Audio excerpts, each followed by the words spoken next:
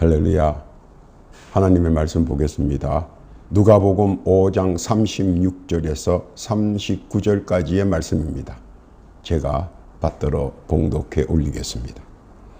또 비유하여 이르시되 새 옷에서 한 조각을 찢어 낡은 옷에 붙이는 자가 없나니 만일 그렇게 하면 새 옷을 찢을 뿐이요 또 새 옷에서 찢은 조각이 낡은 것에 합하지 아니하리라. 새 포도주를 낡은 가죽 부대에 넣는 자가 없나니 만일 그렇게 하면 새 포도주가 부대를 터뜨려 포도주가 쏟아지고 부대도 버리게 되리라. 새 포도주는 새 부대에 넣어야 할 것이니라. 묵은 포도주를 마시고 새 것을 원하는 자가 없나니 이는 묵은 것이 좋다 함이로라. 아멘. 기도하겠습니다. 하나님 아버지 감사합니다. 복되고 귀한 시간 허락하여 주옵시고 또 이 시간 주의 말씀을 들고 섰습니다. 하나님의 뜻과 섭리와 응답만 나타나는 복된 시간 되게 하옵소서. 시종을 주 앞에 의탁하오며 예수님의 이름으로 기도하옵나이다. 아멘. 할렐루야. 요즘은 만나는 사람들마다 팬데믹 이후의 새 시대 혹은 경험하지 못한 시대에 관하여 입을 올립니다. 그러나 정작 사람들은 새 시대를 말하면서 진짜 새 시대에 대한 준비는 소홀히 하는 것 같습니다. 사람들의 생각은 경험하지 못하고 알지 못하는 새 시대를 어떻게 예견하고 준비하고 또 대비한다고 해서 무엇인가를 할 수 있겠는가 하고 도로 반문할 소지가 많은 이야기인 것 같기도 합니다. 내심 그러면서도 사람들의 심리란 그냥 맞이하는 것보다는 뭔가 내 편에서 예견하고 준비하고 예비하는 것이 새 시대에서 오는 충격과 막연한 걱정 같은 것을 조금이라도 덜 받지 않겠는가 또는 염려스럽지 않겠는가 하고 막연한 가운데 무엇인가 부산스럽기도 하고 웅성웅성하기도 한데 결론의 도출은 아무것도 없는 오리무중 그 자체입니다.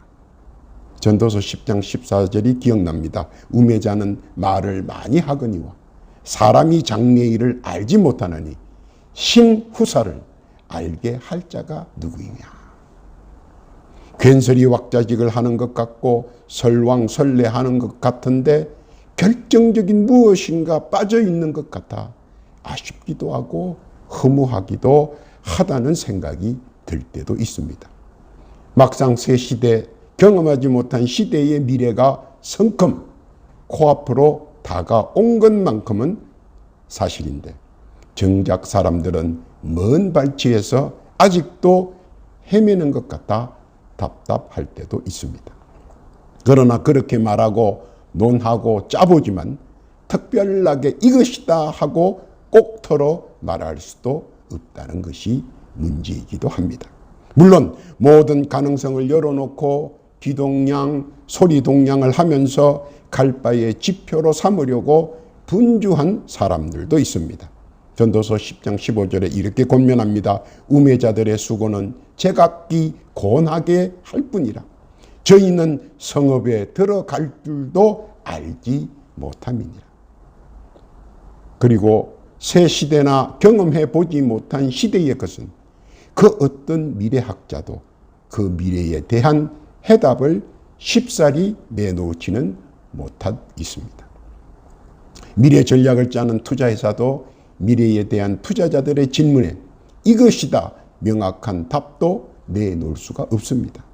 그들이 그렇게 말하는 이유는 돌발적인 변수가 너무 많기 때문이라고 말합니다.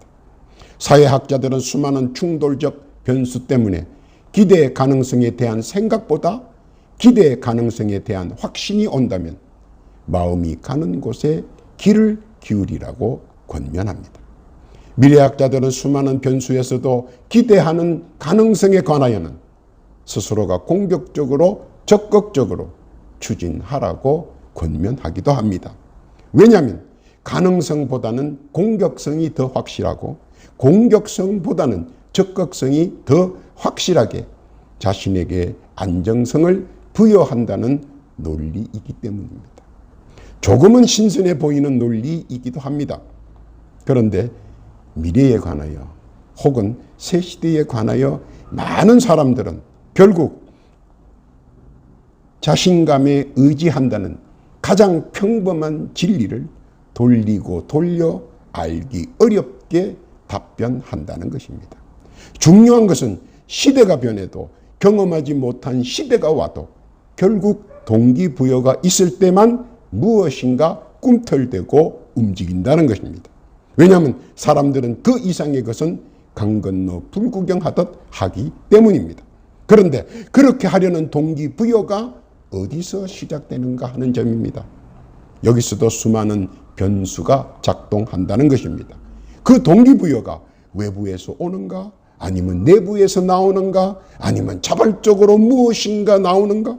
혹은 무엇인가에 듣고 무엇인가를 보고 무엇인가를 느끼고 그리고 번뜩이는 기지, 그 속에서 이것이다 하는 동기부여가 생성되는지, 물론 여러 가지 다각적 방법에 의해 알 수 없는 변수가 생기고 그 중심에서 자신도 모르는 무엇인가에 의해 꿈틀대고 그것이 막연한 실체 없는 동기부여가 되었고 그 동기부여에서 자신도 모르게 축적된 자신감이 자기의 실체에서 발휘할 때 무엇인가가 이루어진다는 사실입니다.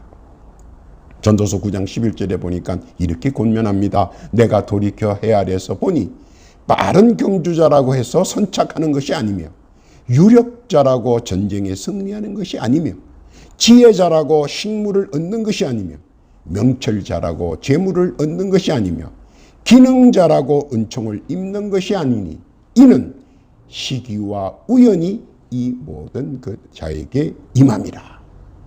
이렇게 말씀을 합니다.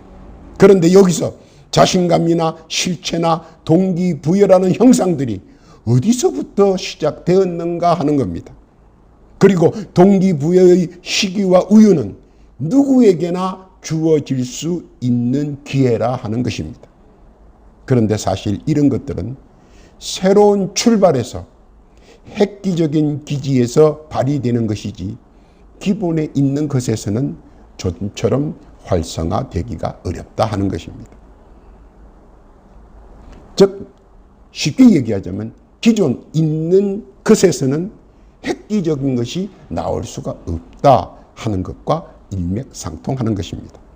그래서 요즘 세태 추이를 보면 기존 재벌보다 신흥 재벌이 점차 늘어나고 있는 추세이고 기존 회사들도 틀을 바꾸지 않으면 도태되거나 파산되는 일이 허다해졌다는 사실입니다. 이것이 새로운 시대에 경험하지 못한 시대에 부응하기 위한 나름대로의 초석인 거로 알고 있습니다. 즉 스스로 체질을 변화시켜서 다가오는 새 시대를 준비하는 워밍업의 단계로서의 포석이고 실제로는 공격적, 적극적으로 새 시대를 대시하기 위한 포석이기도 합니다. 실제적인 미래에 대한 전방위적 준비이기도 합니다. 이렇듯 미래를 준비하는 사람들은 혼신을 다해 지혜를 짜내고 온 힘을 다해 준비 중입니다. 그리고 체질을 바꾸기 위해 많은 이들이 노력을 경주하고 있습니다. 에베소 5장 16절에 이렇게 공고합니다. 세월을 아끼라 때가 악하니라.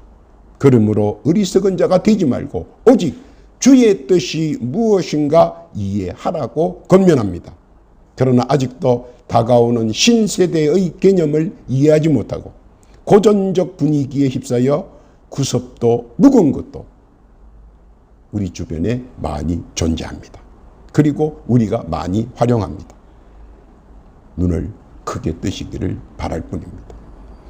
오늘 우리 예수님께서도 본문을 통해 비유로 이 부분을 언급하셨습니다.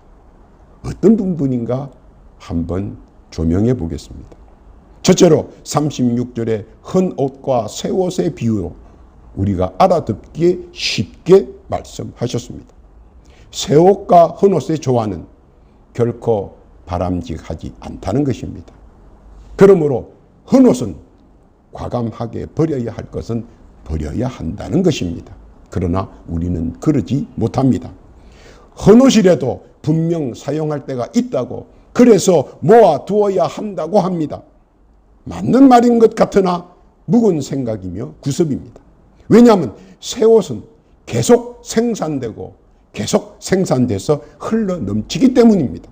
그러므로 헌옷에 대한 미련보다 새 옷에 대한 상쾌감을 먼저 생각해야 합니다.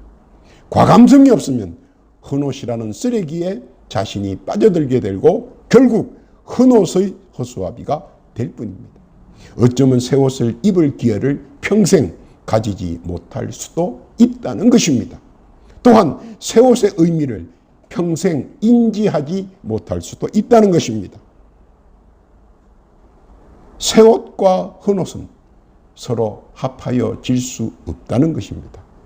헌옷은 헌옷대로, 새 옷은 새 옷대로 환경과 처지에 따라 지혜롭게 선택할 수밖에 없을 것입니다. 그래서 예수님께서는 구습과 묵은 것을 구별해야 한다고 말씀하셨습니다. 그래야 새 시대의 새 물결 속에서 새 옷을 입고 다닐 수 있다는 것입니다. 그뿐만 아니라 새 옷의 의미에는 또 다른 한 가지가 포함되어 있습니다. 계시록 3장 5절에 있는 말씀입니다. 이기는 자는 이와 같이 흰 옷을 입을 것이요 내가 그 이름을 생명책에서 반드시 흐리지 아니하고 그 이름을 내 아버지 앞과 그 천사들 앞에 시인하리라. 한 걸음 빠른 깨달음의 행보 되시기를 예수님의 이름으로 부탁합니다. 둘째를 38절에 새 포도주는 새 부대에 담그라는 말씀입니다. 새 포도주는 많은 발효가 있습니다. 그것을 소화하고 막아낼 수 있는 것은 새 부대일 뿐입니다. 즉 낡은 부대는 새 포도주를 담을 수 없다는 것은 낡은 부대의 무용론을 들고 나온 것입니다. 기존 패러다임의 신앙으로는 앞으로 다가오는 수많은 천문학적, 인류학적, 고고학적, 그리고 미래학적 신앙의 성숙도를 과연 현재 우리가 알고 있는 기존 패러다임으로 설명하고 이해시키고 또한 시대적 의문을 해소시킬 수 있겠느냐 하는 것입니다. 더 높은 거시안적 해석 방법을 내놓지 않는 이상 과연 교회가 세상의 표대가 되어 나아갈 수 있겠는가 하는 것입니다. 현 시대의 상황은 윤리적 신앙 감각으로 타협이란 이름으로 교회가 나아갈 길을 막고 협력이라는 이름으로 교회가 이루어야 할 일을 정책에 되게 하고 공존이라는 이름으로 교회가 등대의 역할을 퇴조시키고 있다는 것입니다. 세상이라는 시대의 흐름을 밝히고 비추고 안내해 주어야 하는데 태만하거나 나태해져서 결국 세상이라는 큰 배가 파산하게 되지는 않는지 위태위태할 뿐입니다. 또한 성전하고 있는 선민들은 어떻게 새 시대에 칠흑 같은 어둠과 망경창파 속에서 꺼져가는 횃불을 들고 어떻게 나아가야 하는지 암담할 수 있습니다. 그러므로 이를 건져내고 새로운 경로와 침로를 만들어서 무사히 항해할 수 있도록 가르쳐야 하는데 그것은 기존보다는 새로운 것으로 항로로 대처해야 한다는 것입니다. 창세기 13장 15절에 보니까 보이는 땅을 내가 너와 너 자손에게 주리니 영원히 이르리라 말씀하셨습니다. 이는 수정이 아니라 새 부대, 즉 새로운 새 시대의 말씀과 신앙관이 정립되어야 한다는 것입니다. 그래야 선민들이 나아갈 길이 평탄과 평안과 안녕이 정착될 것이라는 뜻입니다. 우리에게 새 시대에 부응하기 위해 주께서 우리에게 권면하는 말씀입니다. 예수님께서는 그 말씀을 깨달는 자가 되기를 바라십니다. 깨달기를 바랍니다. 세 번째로 37절에 있는 말씀입니다. 새 포도주와 낡은 가죽 부대와의 상호 관계성을 말씀하십니다. 좀 더 세상에 대한 신앙의 개연성을 높여야 한다는 것입니다. 그러나 사실은 세상이 전개하는 미래에 대한 개연성이 너무 빨라 조금만 한눈 팔면 이미 저만치 세상이 앞서가 버립니다. 마치 변정할 기회나 시간도 주지 않고 세상은 손살같이 앞서 달려나가는 것 같습니다. 세상이 이처럼 빠를 줄은 몰랐을 것입니다. 그런데 이렇게 빨리 변하고 변하는 세상을 이미 전도서에서 이해할 수 있도록 누차에 걸쳐 반복해서 이야기를 해 주었는데 사실 듣고도 이해할 수가 없어 그냥 지나친 것도 사실입니다. 전도서 1장 11절에 보면 이전 세대를 기억함이 없으니 장래 세대도 그 후 세대가 기억함이 없으리라. 그러나 이제는 우리가 나서서 이렇게 빨리 진행되는 세상의 속도를 함께 보조를 맞춰주며 말씀을 이해할 수 있도록 해줘야 한다는 것입니다.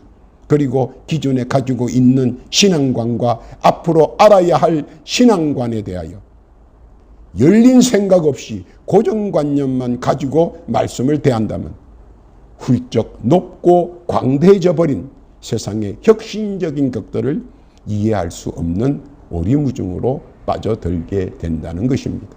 고정관념은 우리가 잘 알다시피 우리의 교회가 젊은이들을 부를 수 없고 젊은이들을 모을 수 없고 젊은이들을 이해시킬 수 없는 것과 같은 것입니다.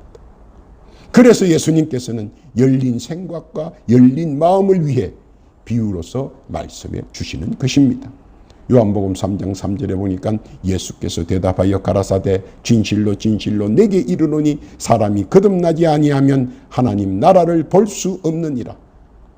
4절입니다. 니고데모가 가로되 사람이 늙으면 어떻게 날 수 있삼나이까? 두 번째 모태에 들어갔다가 날 수 있삼나이까? 예수께서 대답하시되 진실로 진실로 내게 이르노니 사람이 물과 성령으로 나지 아니하면 하나님 나라에 들어갈 수 없느니라. 거듭남을 니고데모는 이해하지 못했습니다. 그래서 엉뚱한 질문이 나가게 됩니다. 고정관념은 그 시대의 근간이 될 수 있었지만 다가오는 새로운 시대에서는 더 큰 예를 들어 영적의 더 큰 거듭남의 진리로 깨달음을 열리게 해 주어야 한다는 것입니다.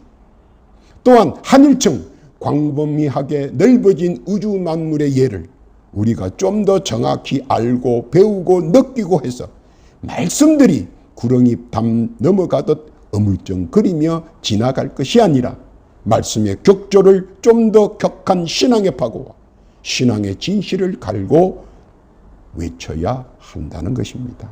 구속과 미래의 거듭남은 마주쳐오는 투쟁의 외나무 징검다리가 아니라 서로 보완하고 이해해주고 보담아주어 함께 해야 할 상호 관계성이라는 것입니다. 우리가 교회를 보면 점차적으로 찬양이 변하고 기도가 변하고 말씀이 변해갑니다. 이것은 점차적으로 오는 열린 생각 그리고 열린 믿음이 더 크게 작용하고 있는 것과 같습니다. 세상이 변합니다. 그러나 말씀은 변하지 않습니다. 그러나 방법은 변할 수 있다는 것입니다. 예수께서는 그것을 염두에 두시고 우리에게 서로를 인정해주고 자기들에게 맡겨진 신앙과 믿음의 기초를 흔들리지 않고 말씀을 굳건히 지켜나가야 한다는 것입니다. 기둥 역할을 하는 모태신앙과 불타는 청년신앙이 견고하게 양대 기둥을 이루고 그 터전 위에 이해와 포용력 그리고 신앙의 다양성과 다변성을 넓혀나가 서로 보완하고 서로 협력하여 선을 이루는 주님 보시기에 합당한 믿음의 성도 되시기를 바라시는 것입니다. 잘 깨닫기를 예수님의 이름으로 부탁합니다. 네 번째로 묵은 포도주의 힘을 말씀하셨습니다. 이미 옛것에 맞들어지고 길들여진 입맛과 코맛과 그리고 색깔로 보는 눈맛은 고스란히 기억 속에 아로 새겨져 있어 쉽게 바꿀 수가 없다는 것입니다. 그리고 사람들은 새로운 것의 변화를 두려워하여 될 수 있으면 바꾸지 않고 그대로 존속하여 이루어지기를 바라는 것입니다. 그러나 그것이 좋은 것 같으나 엄밀히 말하자면 도태의 지름길이기도 합니다. 그러므로 당장은 힘들지만 조금씩 말씀의 이해성과 다양성의 변화에 순응해 가야 한다는 것입니다. 신앙은 그대로입니다. 믿음도 그대로입니다. 말씀도 그대로입니다. 결코 변할 수가 없습니다. 그러나 세상은 변합니다. 그리고 그 변한 세상에 적용을 어떻게 할 것인가 하는 것이 방법론입니다. 전도서 1장 4절에 보니까 한 세대는 가고 한 세대는 오되 땅은 영원히 있다고 우리에게 깨닫게 해줍니다. 그러나 시대가 바뀌면 사탄마귀 귀신들의 유혹과 혼미와 미혹이 다른 차원으로 우리들을 시험하기 때문입니다. 왜냐하면 하도 위장하고 분장하고 포장한 광명의 천사들이 너무나 많기 때문입니다. 보기는 온화한 것 같고 신사적일 것 같고 광명한 것 같아 쉽게 접근을 허락할 수 있습니다. 그러나 그 속에 근본은 광명의 탈을 쓴 사탄이며 마귀이며 귀신입니다. 고린도후서 11장 13절에 이렇게 권면합니다. 저런 사람들은 거짓 사도요 괴울의 역군이니 자기를 그리스도의 사도로 가장하는 자들입니다. 이것이 이상한 일이 아니라 사단도 자기를 광명의 천사로 가정하나니라고 말씀했습니다.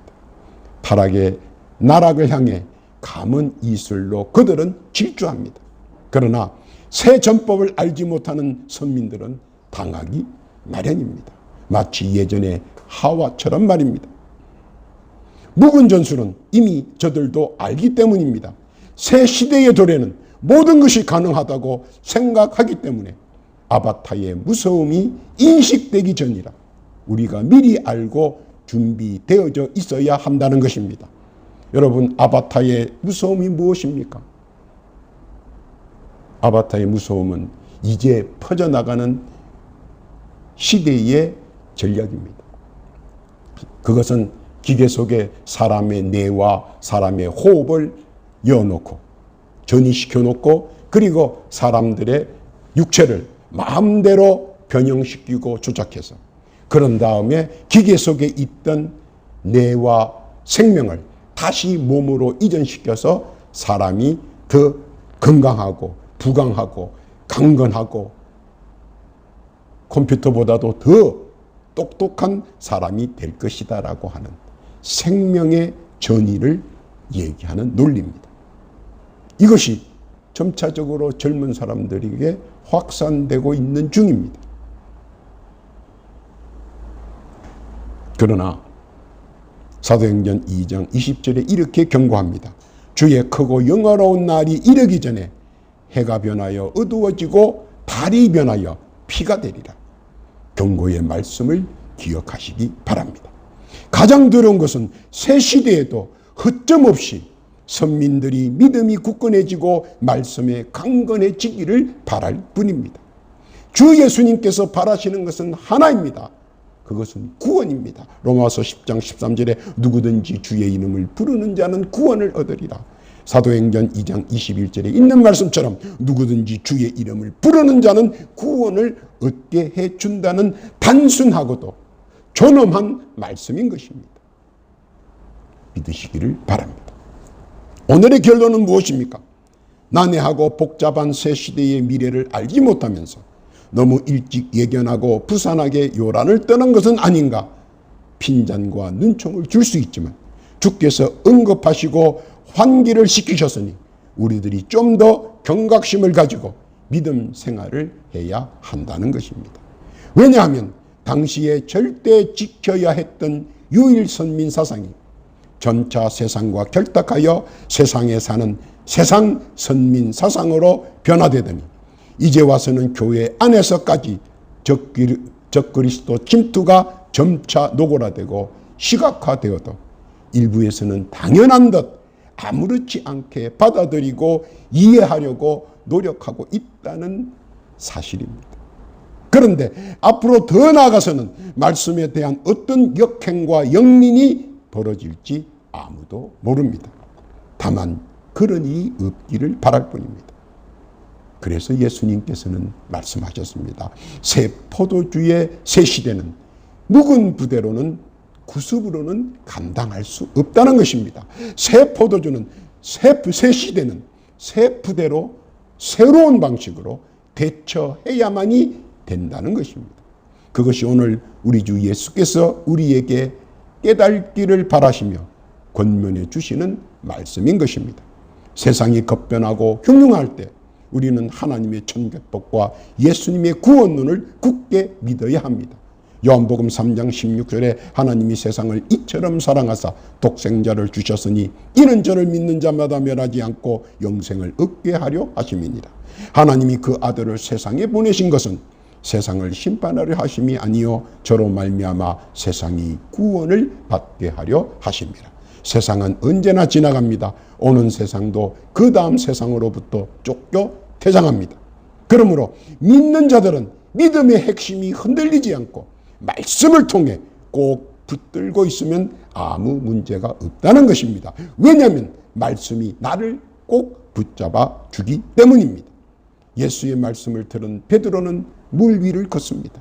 예수의 말씀을 들으면 장님 바디메오 같이 눈을 뜹니다.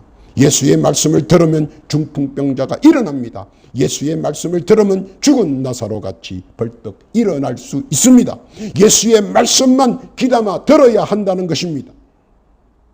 예수님께서는 오는 새 시대, 경험하지 못한 시대에도 예수의 말씀만 꼭 붙들고 전진하면 모든 내 눈앞의 장애물들이 홍해같이 갈라지고 요단강같이 열려지고 여리고같이 무너져버려 내 앞길에는 언제나 탄탄대로가 예비되어 있다는 나의 믿음입니다. 그 믿음 지키시기를 바랍니다.